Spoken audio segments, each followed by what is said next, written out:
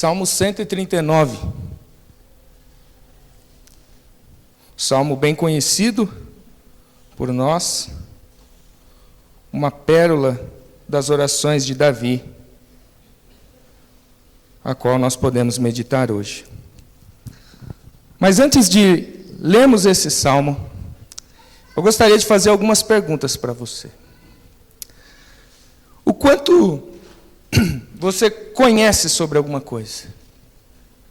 O quanto você pode ser chamado de um especialista em algo?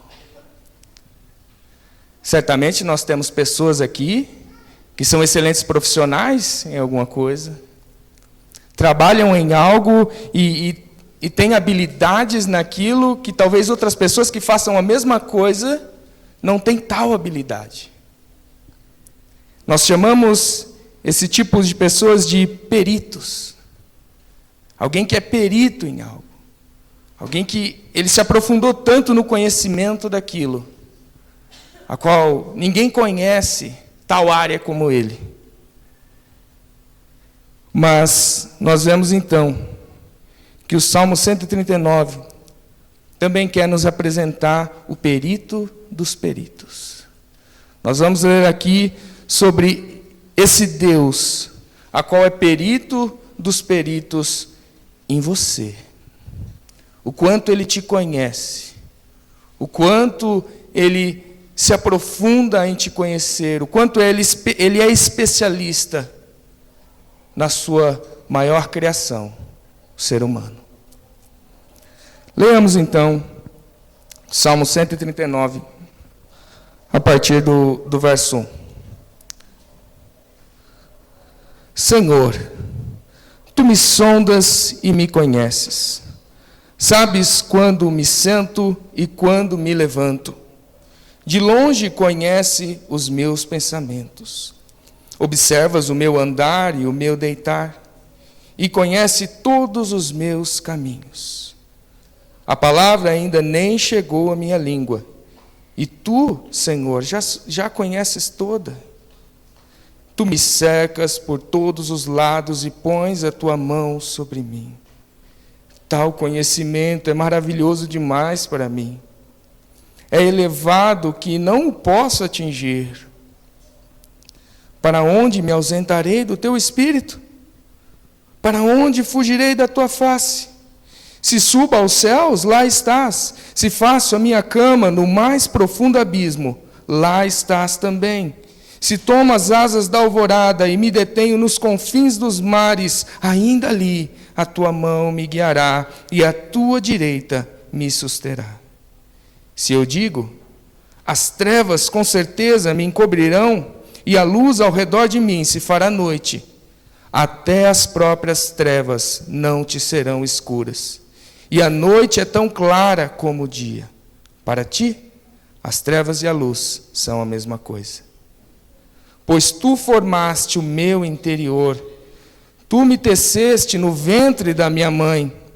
Graças Te dou, visto que de modo assombrosamente maravilhoso me formaste. As Tuas obras são admiráveis, e a minha alma o sabe muito bem.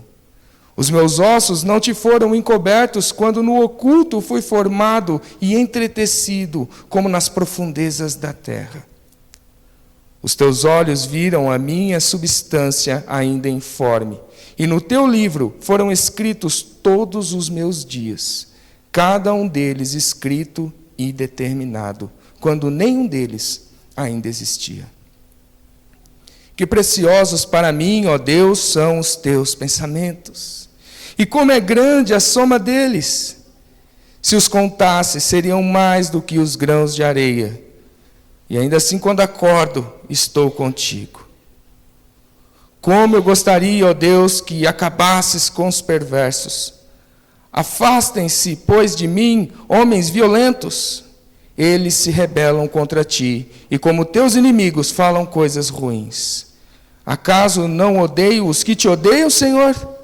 E não desprezo os que se levantam contra Ti? Eu os detesto com ódio completo. Para mim são inimigos de fato. Sonda-me, ó Deus, e conhece o meu coração. Prova-me e conhece os meus pensamentos. Vê se há em mim algum caminho mau e guia-me pelo caminho eterno. Amém. Acho que já deu para perceber o quão esse salmo é maravilhoso. Falo isso não somente pela teologia contida nesse salmo, mas porque esse salmo ele nos leva a uma posição de humilhação diante de Deus, diante da grandeza desse Deus. Pessoas têm usado esses salmos talvez para mostrar o quanto elas conhecem de Deus. Olha só, Deus é isso, Deus é aquilo, Deus faz isso. Mas o intuito desse salmo, na verdade, não é mostrar o quanto conhecemos de Deus, mas o quanto Deus nos conhece. O quanto Deus sabe sobre nós. E Davi, o qual é o autor desse salmo, ele sabia muito bem disso. Davi, nessa pérola, entre as suas orações, entre esse colar de pérolas das orações de Davi, ele rasga o coração diante de Deus, na confiança de que Deus o conhece como ninguém, e sabe da inocência de que ele tem diante dos seus inimigos. Quando nós olhamos para o verso 19 ao 24, nós vemos ali que Davi diz que ele odeia os seus inimigos. Não certamente porque são inimigos somente dele, mas porque são inimigos de Deus. Certamente Davi estava sendo perseguido, estava sendo acusado injustamente. Se nós olharmos para os salmos vizinhos, do Salmo 139, por exemplo, Salmo 140, verso 4 e 5, diz assim: guarda-me, Senhor, das mãos dos ímpios, protege-me dos homens violentos, que se empenham por me desviar os passos. Os soberbos ocultaram armadilhas e cordas contra mim.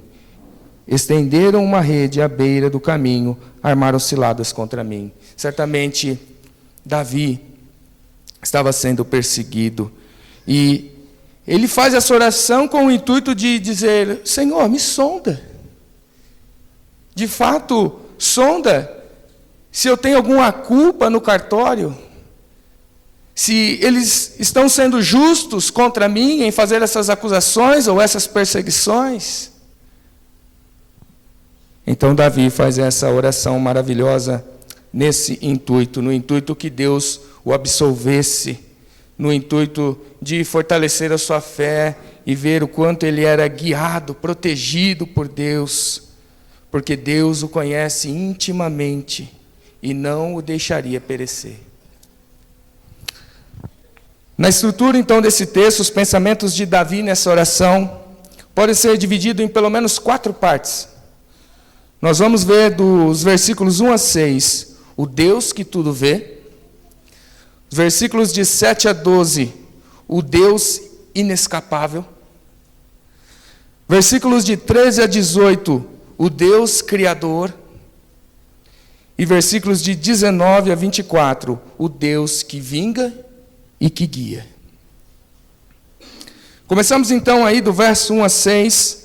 Se notarmos logo no verso 1, Davi começa a sua oração muito confiante no versículo 1. Ele afirma: Senhor, tu me sondas e me conhece.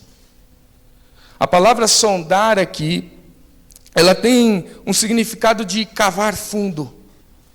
Como um minerador que ele vai às partes mais escuras da terra para procurar ali as pedras mais preciosas no fundo da terra.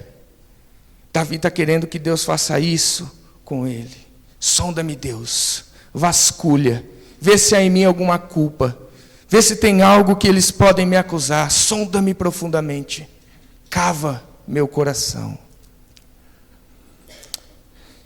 Davi, nesse desejo de que Deus cavasse profundamente o seu coração, ele quer que Deus veja os intentos dele, tanto os bons como os maus. Filtre o coração de Davi. Ele quer e ele sabe que Deus pode fazer isso, porque ele sabe que Deus conhece cada detalhe dele. E Davi descreve como Deus conhece cada detalhe dele nos próximos versículos. Ele diz do verso 2: sabes quando me sento e quando me levanto. De longe conheces os meus pensamentos. Observas o meu andar e o meu deitar e conheces todos os meus caminhos. A palavra ainda nem chegou na minha língua. E o Senhor já a conheces toda. Perceba que o Senhor não somente conhecia e observava os momentos de Davi, os passos de Davi, mas ele sabia antecipadamente o porquê cada decisão ou cada atitude que Davi tomava. Sabia por que Davi se levantava, sabia por que Davi se sentava. Conhecia o dia todo dele, tanto quando ele acordava, até quando ele iria deitar. Mas Deus não conhecia somente as ações, mas o porquê das ações. Ele diz: conhece os meus pensamentos. Deus conhece quais os pensamentos que passavam na cabeça de Davi. Não é diferente conosco, irmãos. Nosso coração para Deus é como um livro aberto. A nossa mente, os nossos pensamentos de Deus, eu poderia comparar aqui com uma colmeia de vidro, como os nossos pensamentos fossem como abelhas que entram e saem. Deus está vendo os pensamentos que entram, os pensamentos que saem. E Ele também está vendo, dentro dessa colmeia, o que está acontecendo, o que essas abelhinhas estão fazendo dentro da sua cabeça. Deus conhece os seus pensamentos. Tudo está transparente ao Senhor. Você não pode enganá-lo de maneira alguma. Antes de Davi falar alguma coisa, Deus já sabia o que ele ia falar. Os pensamentos humanos não precisam, às vezes, nem ser pronunciados para que Deus saiba o que você vai falar. Nós temos o caso de Ana. Foi pregado esses tempos aqui sobre Ana, em 1 Samuel, capítulo 1. Ana, quando ela ora por um filho, e ela foi ali, o que ela foi taxada? Ela foi taxada de bêbada quando ela estava orando. O sacerdote Eli a taxa de bêbada, por quê? Porque os seus lábios se mexiam, mas não saía palavra nenhuma. Acontece que Deus já estava ouvindo a oração dessa mulher, mesmo sem sair nenhuma voz. No coração dela o Senhor já conhecia quais eram os seus pensamentos, quais eram os seus intentos, quais eram os seus sentimentos nessa oração. Não precisamos, às vezes, nem falar para Deus saber o que nós precisamos. Mas a compreensão de Davi sobre o conhecimento de Deus não para por aí. No verso 5, Davi vê o conhecimento do Senhor como algo que o rodeia. Como se fosse algo que o cercasse por todos os lados. Como se fosse de fato uma cerca mesmo. Davi tinha esse entendimento, essa cerca. Davi não só se encontrava como alguém que não podia fugir, mas também alguém que se sentia protegido por Deus. Alguém que estava cercado pelo conhecimento de Deus, e o conhecimento, ele não só podia fugir do conhecimento de Deus, mas esse conhecimento também protegia Davi. Por Deus saber o mais íntimo de Davi, Deus tinha toda a autonomia e todo o conhecimento para poder protegê-lo de todo o mal. Davi certamente pensava: eu estou seguro nas mãos daquele que me conhece profundamente. Deus sabe todas as minhas fraquezas, Deus sabe todas as minhas necessidades e não vai me desamparar de forma alguma. Deus é esse examinador, perito do meu coração, e a sua mão graciosa está sobre mim para me guiar e me abençoar. Verso 6, então. Davi fica maravilhado com tudo isso. Ele diz: tal conhecimento é maravilhoso demais para mim. É tão elevado que eu não posso atingir. Davi está maravilhado com o tamanho do conhecimento de Deus, tudo que Deus sabe sobre ele. Cada vez que ele tenta pensar mais sobre isso, ele fica ainda mais estagnado, ele fica ainda mais maravilhado. Tal conhecimento não apenas ultrapassa a compreensão humana, mas até mesmo a imaginação humana. É algo maravilhoso. Imagina uma eternidade passada e uma eternidade futura, estão ao mesmo tempo patentes, limpas aos olhos de Deus. Não há nada que foge do teu olho, do olho eterno do Senhor. Quão maravilhoso é o conhecimento do Senhor. Esse, de fato, é o olho que tudo vê. Isso é fantástico, irmãos. Isso é fantástico. Davi não poderia fazer outra coisa a não ser, na sua limitação, como mero homem, se maravilhar alegremente diante do Senhor. Meus irmãos, diante dessas coisas a qual já vimos, como você reage a isso? Como você reage em saber que Deus vê e sabe cada detalhe da sua vida? Cada detalhe dos seus pensamentos? Será que depois de ouvir essas coisas você ainda tem coragem de querer enganar a Deus? De querer passar Deus para trás de alguma forma?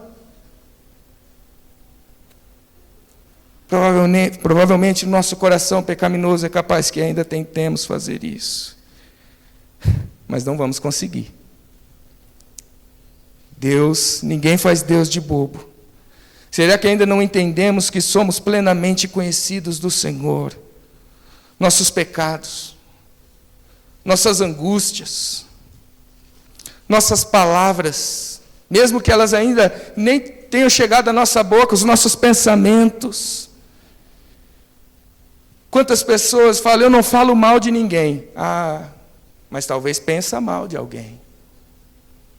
As palavras nem chegam na boca, e já são palavras nos ouvidos de Deus. Pare para pensar nisso.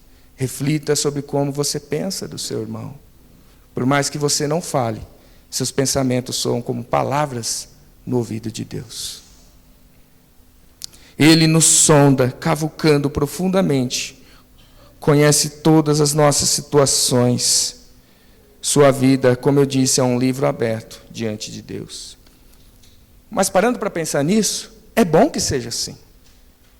Nós vemos que Davi ele se sentia protegido por Deus por conta disso. Olha como é bom nós sermos conhecidos por Deus. É te conhecendo que naquela hora mais difícil, Deus vai poder te ajudar. É te conhecendo profundamente que Ele vai poder te ajudar naquela fraqueza, naquela dificuldade que você enfrenta. Talvez um pecado muito difícil. Pare para pensar, as mãos graciosas de Deus, apesar de sermos pecadores, são abençoadoras.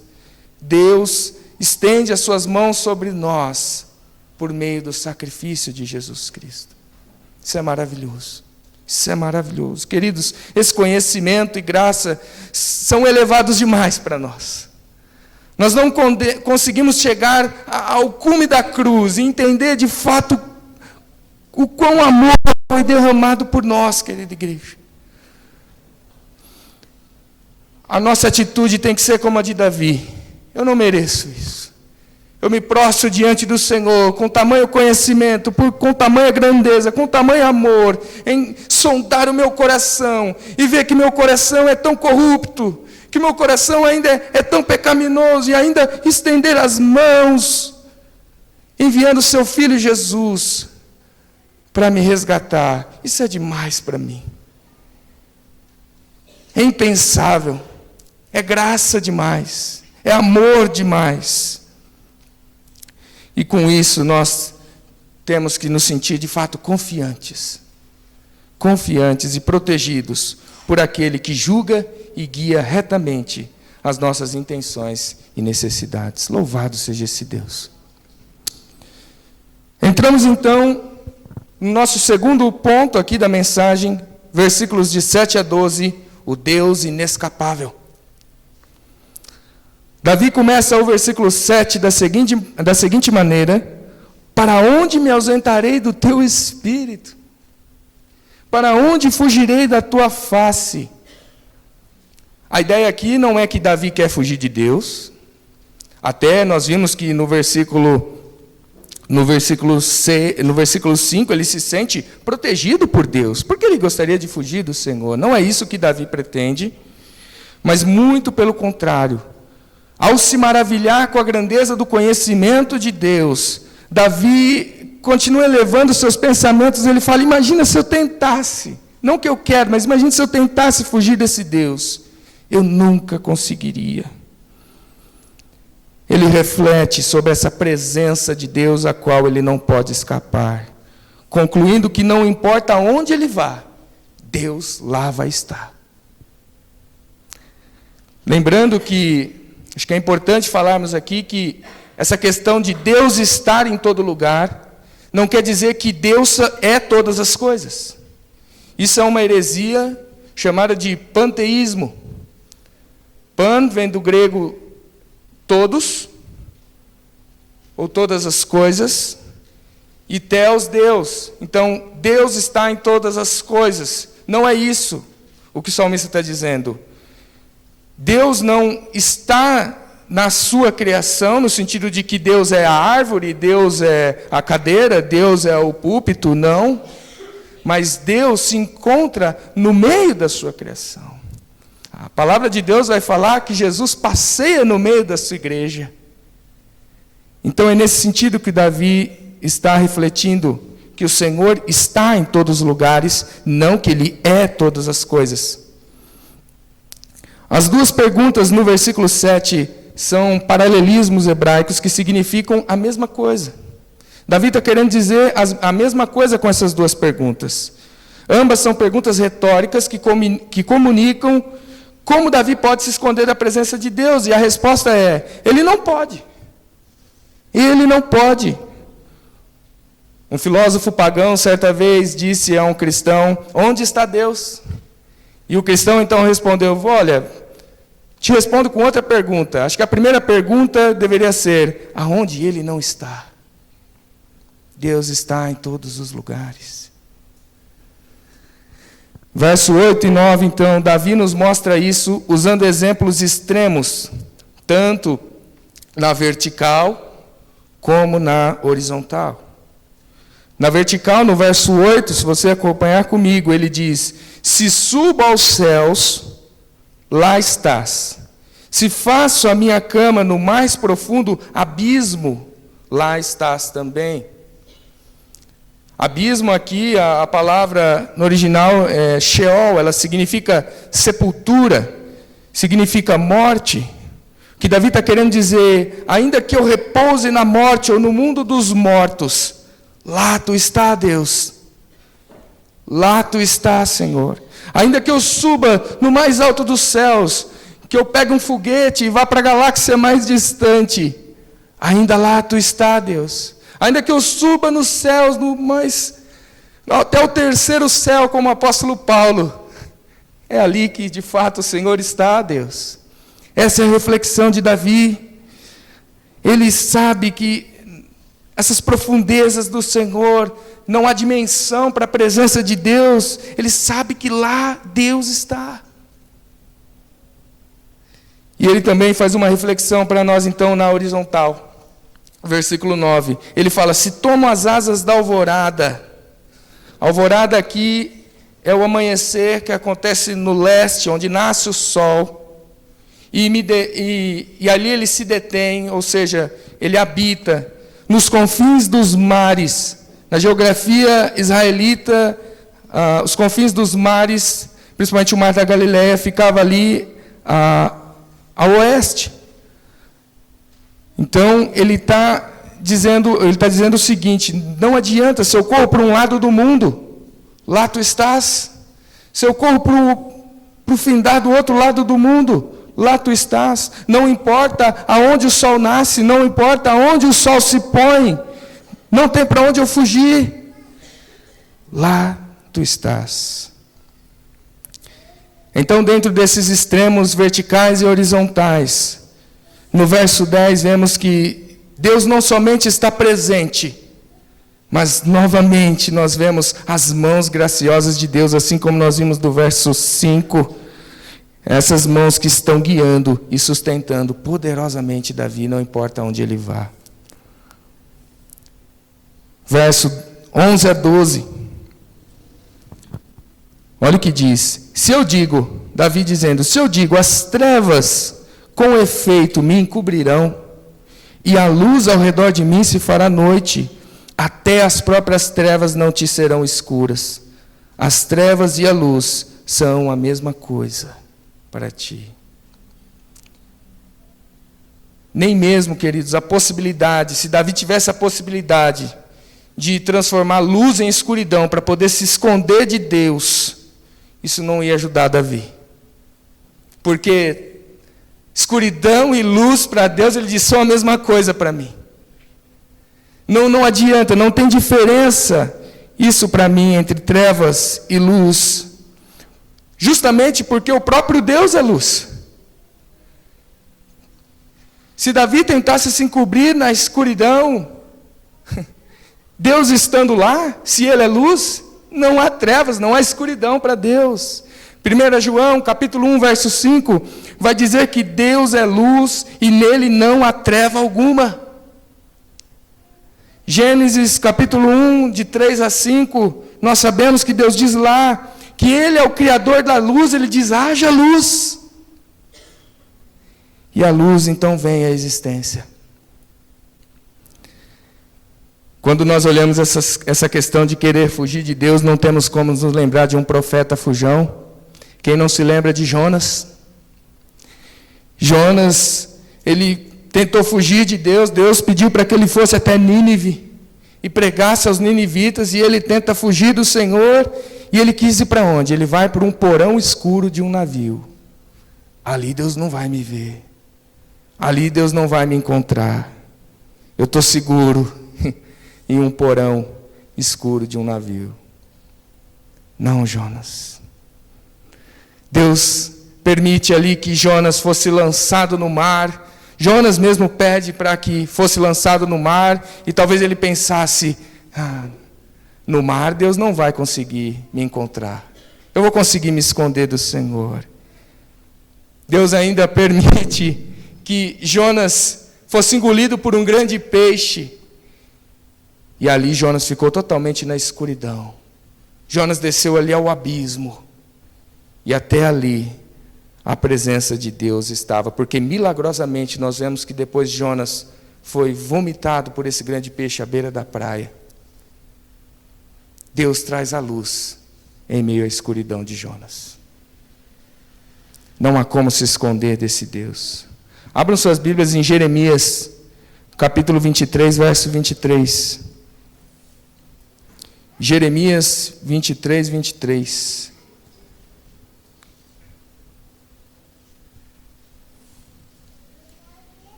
Diz assim a palavra de Deus: sou eu Deus apenas de perto, diz o Senhor, e não também Deus de longe?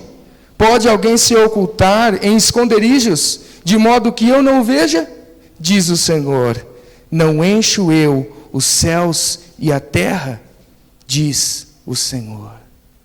Não há como fugir da presença desse Deus. Meus irmãos, é loucura quem tenta fugir. É um louco, não passa de um louco aquele que tenta fugir de Deus. Essa pessoa não tem juízo, de fato ela não tem entendimento nenhum de quem é Deus. Tem pessoas que às vezes, por não vir à igreja, acham que isso é uma tentativa de fugir de Deus. Como se Deus só estivesse dentro dessas quatro paredes. Se enganam. Se enganam. Deus está em todo lugar. Ele é onipresente. Deus não está limitado a isso. A presença dele enche os céus e a terra, como nós vimos aqui em Jeremias. Igreja, aquele que tenta fugir de Deus não passa de peixe no anzol. Talvez ele ache que pode nadar por qualquer lugar e não está limitado a nada. Não, Deus não está me vendo. Eu faço isso, eu faço aquilo. Ele mal sabe que ele está com um anzol em sua boca. Quando Deus começa a enrolar a linha, é só como Deus querer começar a enrolar a linha. Esse peixe vem. Esse peixe vem. Não basta ele querer relutar. Ele não vai conseguir fugir das mãos do Senhor. E o Senhor vai enrolar essa linha e vai pegá-lo. Como se pesca um peixe. Não pode se fugir de Deus, das mãos do Deus Todo-Poderoso. Novamente, como você reage a saber disso? Que Deus conhece, que o mesmo Deus que te conhece é esse mesmo Deus que está presente, que está tão perto. Perto o suficiente para nos constranger quando pretendemos pecar contra Deus. Às vezes nós pecamos e fingimos estar só. Talvez nos escondemos no quarto ou no cômodo mais escuro da nossa casa para não sermos vistos. Será que os olhos de Deus não estão lá? Será que essa escuridão pode esconder as nossas atitudes diante de Deus? Será que você se esqueceu que você, como um cristão, como um crente em Cristo Jesus, o Espírito Santo habita em você e Deus está lá, naquele momento? É claro que Ele não está alegre. O Espírito Santo está triste com você naquele momento. A palavra diz que nós temos como entristecer o Espírito Santo de Deus com as nossas desobediências. Mas pensando por outro lado, que bom que o Espírito Santo de Deus está lá. Que bom que Ele está lá, porque quem vai nos dar força para depois nós conseguirmos nos levantar daquela situação? É Deus. É o próprio Espírito que nos constrange, que nos faz gemer diante daquela situação e chorar a Deus e falar: perdão, Senhor, perdão, me perdoa, pelo sangue de Cristo, não pelos meus méritos, me perdoa. Só o Espírito Santo para fazer tal milagre no coração do homem. Só o Espírito Santo para tirar a nossa vergonha diante de Deus e nos lembrarmos da posição que temos em Jesus Cristo. Somente é esse Deus que está tão perto ao ponto de nos sondar a esse limite. Só Ele pode trazer luz em meio às trevas para nos levar em arrependimento. Quem é que vai te sustentar? Quem é que vai te guiar no meio dos seus sofrimentos e decepções da sua vida? É Deus. É a presença de Deus que vai estar lá. Talvez te levando a orar. Talvez te levando, te guiando a uma passagem bíblica, a leitura das Escrituras. Talvez muitas vezes mandando algum irmão até a sua casa para te ajudar. Talvez fazendo uma ligação no momento que você mais precisava de ajuda. É Deus se manifestando de várias formas, a qual muitas vezes nós não entendemos. Deus é maravilhoso, irmãos. Deus é maravilhoso. Não se perturbe, igreja, de alguma forma, Deus está presente em cada situação. Ele não nos desamparará. Como poderíamos nos ausentar da presença daquele que deixou de habitar em tabernáculo, que deixou de habitar em templo, para passar a habitar em nós, meus irmãos? Não tem como. Como Paulo diz, quem pode nos separar do amor de Deus? Quem pode nos separar do amor de Deus? A presença de Deus é imanente em nosso ser. Verso 13 a 18, então. Nós vamos ver, então, que agora Davi passa a refletir sobre o Deus Criador. Davi, então, passa a reflexão sobre o conhecimento e sobre a presença do Deus vivo, do Deus inescapável em sua vida. Ele vai mais além agora nessa sua oração e ele medita no poder de Deus na sua própria criação. Olha só que interessante essa leitura.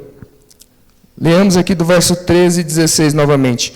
Pois tu formaste o meu interior, tu me teceste no seio da minha mãe. Graças te dou, visto que por modo assombrosamente maravilhoso me formaste. As tuas mãos são admiráveis e a minha alma o sabe muito bem. Os meus ossos não te foram encobertos quando no oculto fui formado e entretecido como nas profundezas da terra.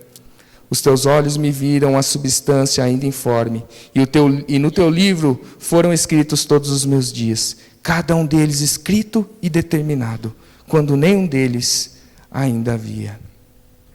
Davi, então, ele começa a dar graças a Deus pelo milagre da sua formação no útero da sua mãe, no ventre da sua mãe. As minuciosas engenharias desse perito do ser humano já começam desde o ventre da mãe. Desde antes de darmos o primeiro respiro nessa terra, Deus já estava agindo ali, esse perito já estava agindo na nossa formação no ventre materno, ele está ali tecendo. A irmã gosta de tricô, Deus estava ali nos tricotando dentro do ventre da nossa mãe, os nossos órgãos internos. Versículo 15, nós vemos aqui que os nossos ossos foram cuidadosamente montados nas profundezas da terra. Profundezas da terra aqui é uma figura para o próprio ventre materno da mulher. Tudo que uma criança será fisicamente ou mentalmente está contido na forma germinal, que é o óvulo fecundado. Disso se desenvolverão, eu pesquisei, e disso se desenvolverão 60 trilhões de células, 160 mil quilômetros de fibras nervosas, quase 100 mil quilômetros de vasos sanguíneos no nosso corpo, 250 ossos. Isso sem falar nas juntas, nos ligamentos, nos nossos músculos. Que Deus maravilhoso, que estrondoso é esse Deus, como Ele nos teceu tão maravilhosamente, com tanto cuidado. Eu estive no domingo passado no Edmundo Zanoni, e nós fomos lá ver aquela exposição dos animais empalhados, e lá tem uns vidros onde eles colocam fetos humanos. E ali tem o desenvolvimento, pelo menos, de um feto até uma criança ali de uns 3 meses, 4 meses de idade. Meus irmãos, aquilo é maravilhoso. Você vê que com 3 meses, o desenvolvimento, como você já consegue ver as expressões faciais da pessoa. Como você já consegue ver os dedinhos de uma criança. Senhor, as tuas obras são admiráveis. No verso 16, temos mais uma ação soberana de Deus sobre a vida humana de Davi, onde até os dias de Davi foram contados e determinados e escritos por Deus, quando ele ainda era apenas um embrião. O pastor lá da minha cidade, a primeira igreja batista de Jaboticabal, o pastor Antônio Carlos, ele costuma dizer uma frase bem interessante.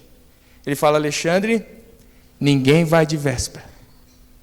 Todos nós temos nossos dias contados nessa terra. Deus, Ele já tem os dias de cada um de nós preparados. Uns vão mais cedo, outros vão mais tardes. E não só a contagem dos dias, mas o que vai acontecer nesses dias estão determinados por Deus. Deus é soberano nas nossas vidas de tal forma, meus queridos. Isso é maravilhoso. E não há reação, a não ser a reação que Davi tem, nos versos 17 e 18. Ele diz: que preciosos para mim, ó Deus, são os teus pensamentos. Como é grande a soma deles, se eu os contasse, seriam mais do que os grãos de areia. Quando eu acordo, ainda eu estou contigo. O que Davi está querendo dizer com isso? Davi termina então essa reflexão da sua criação, do poder de Deus na sua criação, e ele contempla maravilhado novamente a sabedoria e os pensamentos de Deus em formar tudo isso. E ele compara isso a como grãos de areia. Se eu continuasse a querer refletir sobre os seus pensamentos, Deus, são como grãos de areia numa praia. Eu não posso contar. Davi não poderia contar de tanto que são os pensamentos do Senhor. E quando ele diz que ao se deitar, ele está contando, e ao se deitar, depois ele acorda, e ainda ele está com o Senhor. Provavelmente Davi está querendo dizer que, ainda que eu passe essa vida toda tentando decifrar os pensamentos de Deus, todas as minúcias dos pensamentos de Deus, ainda que eu seja o maior teólogo do mundo, em toda a minha vida, eu vou morrer. E quando eu acordar em outra vida, eu ainda estarei com o Senhor, e conhecendo mais do Senhor, e ainda meditando nos teus pensamentos, porque o Senhor é insondável. O mesmo Deus que nos sonda profundamente, nós não conseguimos sondar a mente de Deus dessa forma, profundamente. E Davi enxerga isso. Davi está maravilhado com o Senhor. Esse é o nosso Deus, meus irmãos. Um Deus onisciente, onipresente e onipotente. Há um tempo atrás eu assisti um filme com Emanuel, um filme conhecido da Disney, dos anos 2000 aí, chamado Fantasia. E nesse filme nós temos ali um maestro de uma orquestra. Né? E conforme o maestro vai dirigindo a música, as coisas vão se formando, as coisas vão se criando, o maestro vai dirigindo a música e tudo vai se criando, o mundo da fantasia começa a surgir conforme o ritmo que o maestro dita a música. Esse é o nosso Deus. É Ele quem dita a música. Ele é o maestro das nossas vidas. É Ele está nos guiando, é Ele quem guia a vida humana. Ele é o compositor da sua vida, do começo ao fim, e tudo dentro dos seus propósitos eternos. Esse é o nosso Deus. Esse é o maestro das nossas vidas. Isso não te traz admiração? Em saber que Deus, desde o ventre da sua mãe, Ele já teve todo esse cuidado com você? Isso não te faz reverenciar mais ao Senhor, não ter mais gratidão ao Senhor, em saber que Deus poderia muito bem não ter deixado você nascer, mas Ele te trouxe à existência. Na sua soberania e graça, Ele, ainda assim, Ele não nos dá só o privilégio de nascermos do ventre de uma mãe, mas Ele também ainda nos deu o privilégio, querido irmão, de nascer novamente em Cristo. Uma nova vida em Cristo. Nascer de novo e ser formado à imagem de Jesus, nosso Senhor. Que maravilha. Graça dupla na sua vida, na minha vida, na vida de todos nós. Louvado seja esse Deus. É admirável.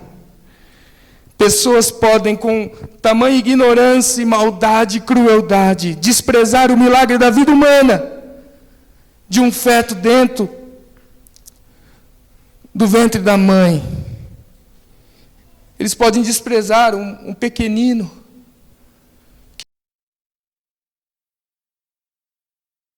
Nesse nível, irmãos, desprezam a vida humana. Aborto. Isso é terrível. Isso é terrível. Deus, com todo cuidado, tecendo aquele pequenino, olha para os seus filhos. É Deus quem fez eles perfeitos assim. E tem malucos, doidos, que não sabem o que tem na cabeça para fazer uma coisa dessa. Mas louvado seja Deus. Porque mesmo eles fazendo essas coisas com os pequeninos do Senhor, essas crianças estão com Deus. Essas crianças estão com o Senhor. Deus soberano dá a essas crianças a eternidade. Louvado seja Deus. Esses pensamentos até nos fazem entender o que vem agora, né? Porque Davi está tão indignado com a maldade dos ímpios. A maldade dos inimigos de Deus. É o que nós vamos ver agora do verso 19 a 24. O Deus que vinga e guia. Davi tem, então, o desejo que os inimigos de Deus sejam destruídos aqui nesses versos. Mas ele não tem esse desejo só porque esses inimigos estão se opondo a ele. Mas o entendimento de Davi é que esses inimigos são inimigos de Deus. Essa é a preocupação de Davi. Olha o que ele diz, verso 19. Como eu gostaria, ó Deus, que acabasse com os perversos. Afastasse, pois, de mim homens violentos. Eles se rebelam contra ti. E como teus inimigos falam coisas ruins. Acaso não odeio os que te odeiam, Senhor? E não desprezo os que se levantam contra ti? Eu os detesto com ódio completo. Para mim, são inimigos de fato. Esse é o pensamento de Davi. Esses inimigos de Deus, que o rei Davi odeia, certamente são aqueles que nós falamos no começo da mensagem, que se levantam e estão acusando Davi. Talvez os próprios filisteus. E ao fazer essa bela oração para que Deus examinasse o seu coração e visse se há alguma culpa nele nessas questões, Davi estava sendo acusado injustamente pelos perversos. Davi, então, ele revela esse sentimento ao Senhor. Ele fala: Senhor, eu os odeio com todas as minhas entranhas. Eu odeio essas pessoas. Não simplesmente porque eles me acusam e me perseguem, mas porque eles são inimigos de Deus. Aquele que se opõe contra o rei ao qual o Senhor ungiu, não é só inimigo do rei, mas é inimigo do próprio Deus. Davi está preocupado com a honra do seu Deus. E quando pensamos nisso, não podemos deixar de pensar a qual oração que foi feita no início, baseada no Salmo 2. Não podemos deixar de pensar no Salmo 2. Abra lá o texto, em Salmos capítulo 2.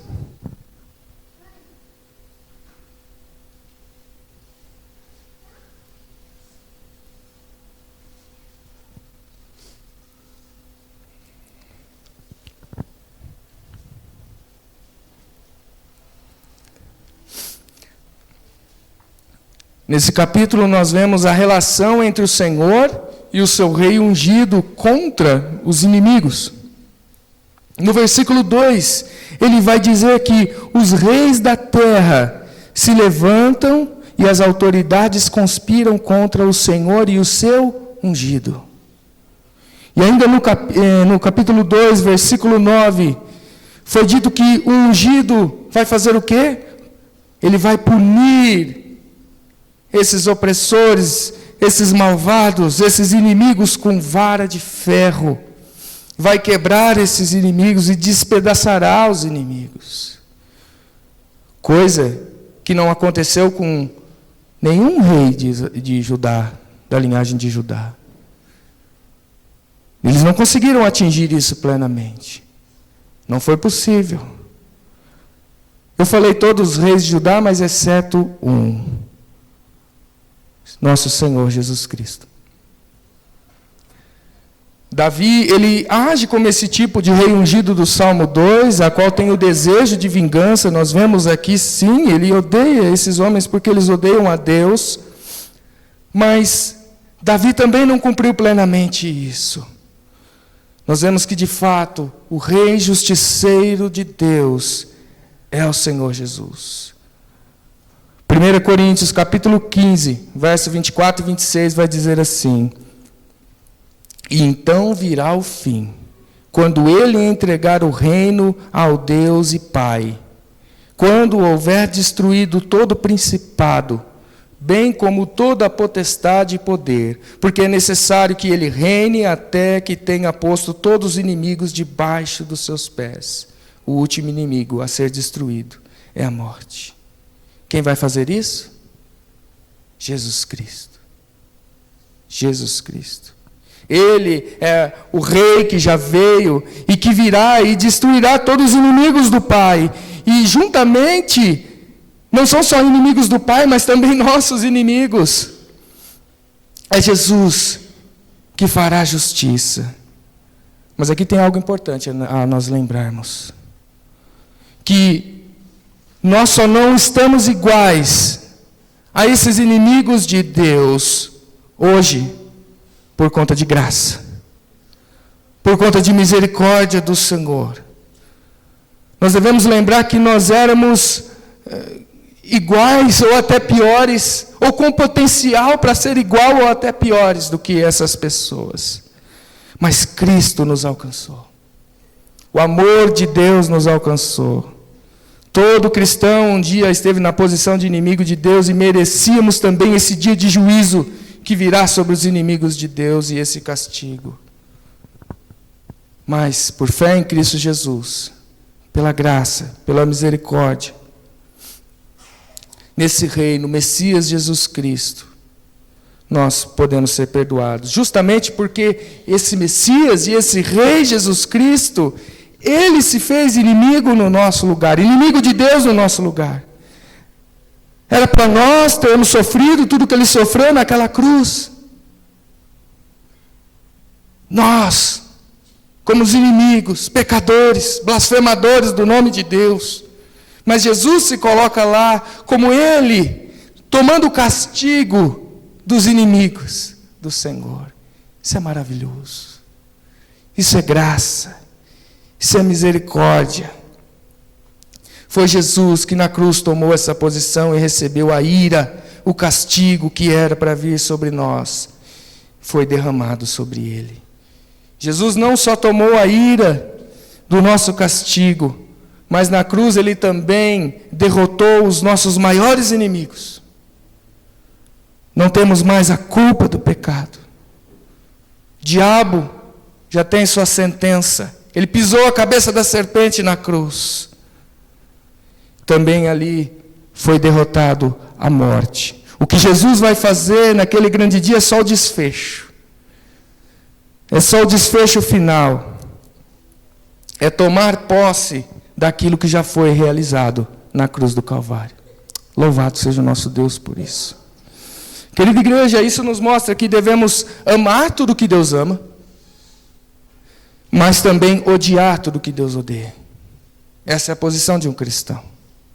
Quantas vezes não nos revoltamos contra a zombaria e a maldade que é feita contra Deus? As perversidades que estão fazendo aí com ideologias que estão sendo impostas diante de nós, diante das nossas crianças nas escolas.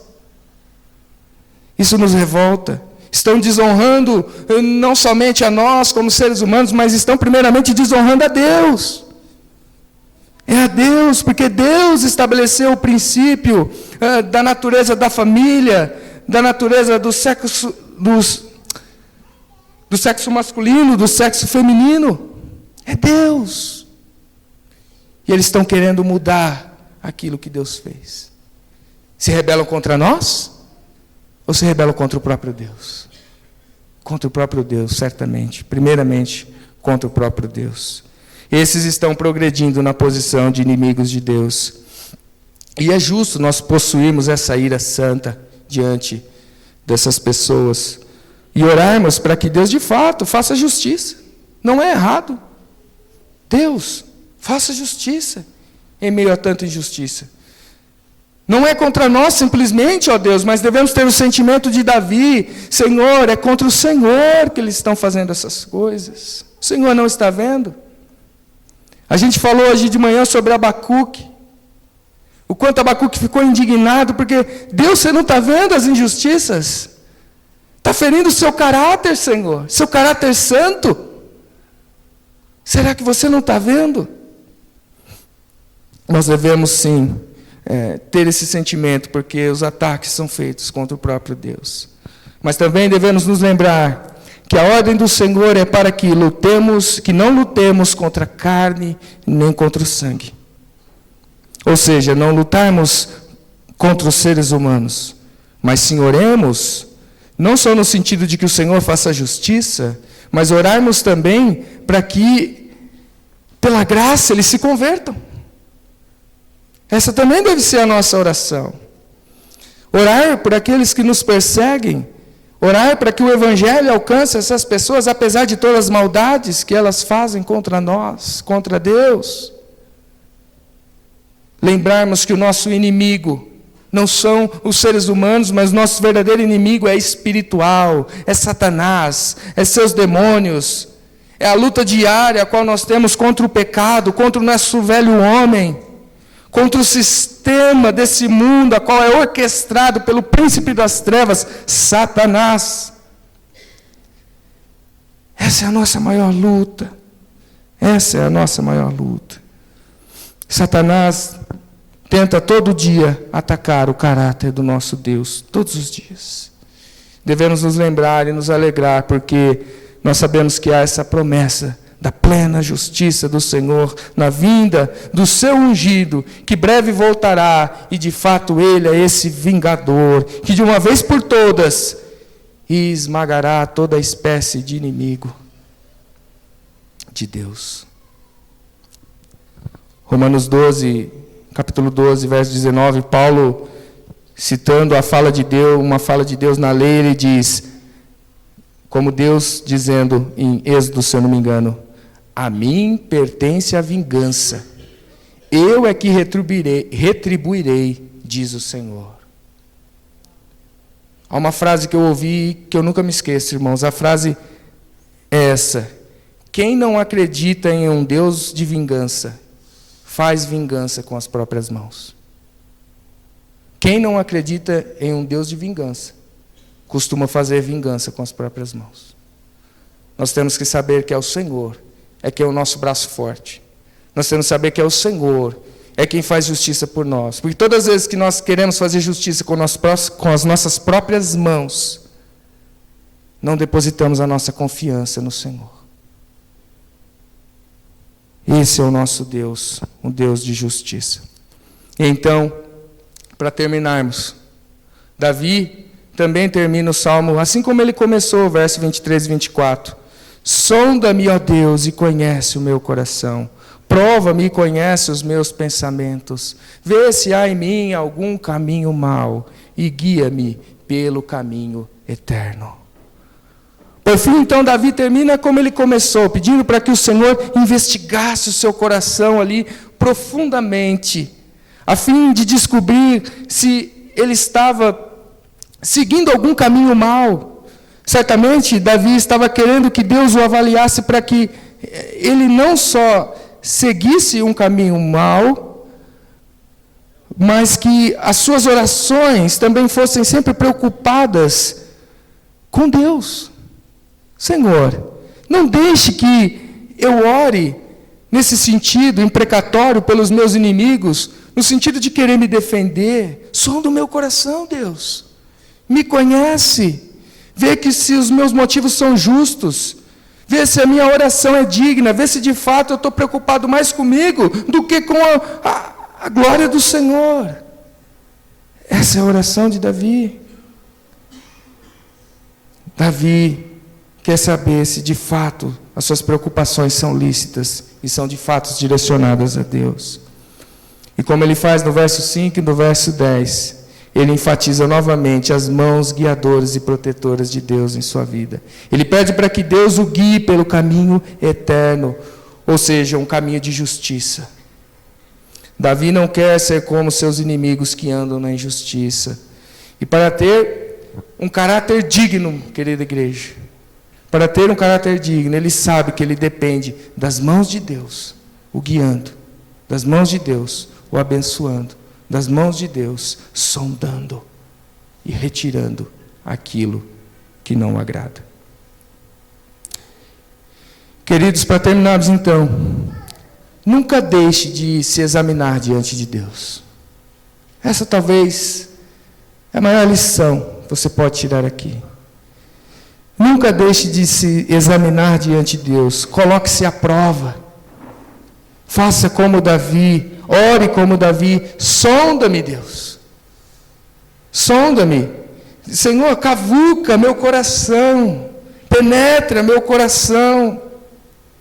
O Senhor é o perito, é o expert da minha vida. Senhor, me criaste. Desde um pequeno feto. É o Senhor que me conhece como ninguém. Penetra. Essa deve ser nossa oração. Senhor é tão presente em todos os momentos, em todos os lugares. Esse deve ser o nosso pensamento. Tu me criaste, tu me teceste. Tu tem meus dias contados e determinados, Senhor. O Senhor é quem vai trazer vingança contra os inimigos. Confiança.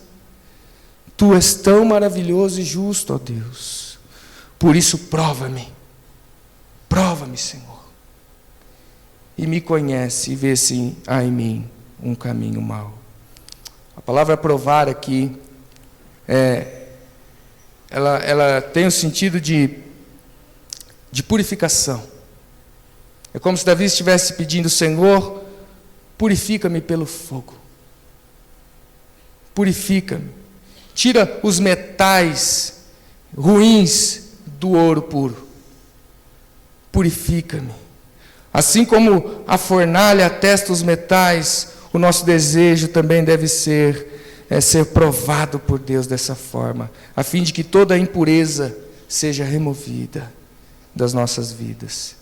Mesmo que a fornalha seja acesa 7 vezes mais aquecida, o anseio deve ser de separar a escória do ouro.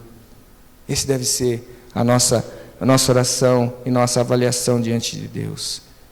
Senhor, muda a nossa rota, muda a nossa vida e nos guia pelo caminho eterno. Gostaria de terminar então com o que Paulo fala em Romanos capítulo 11, capítulo 33, capítulo 11, verso 33 a 36. E essa leitura será a nossa oração final. Ó profundidade da riqueza, tanto da sabedoria como do conhecimento de Deus. Quão inexplicáveis são os teus juízos, e quão insondáveis são os teus caminhos. Pois quem conheceu a mente do Senhor? Ou quem foi o seu conselheiro? Ou quem primeiro deu alguma coisa a Deus, para que isso lhe seja restituído? Porque dele, por meio dele e para ele são todas as coisas. A ele seja a glória para sempre. Amém.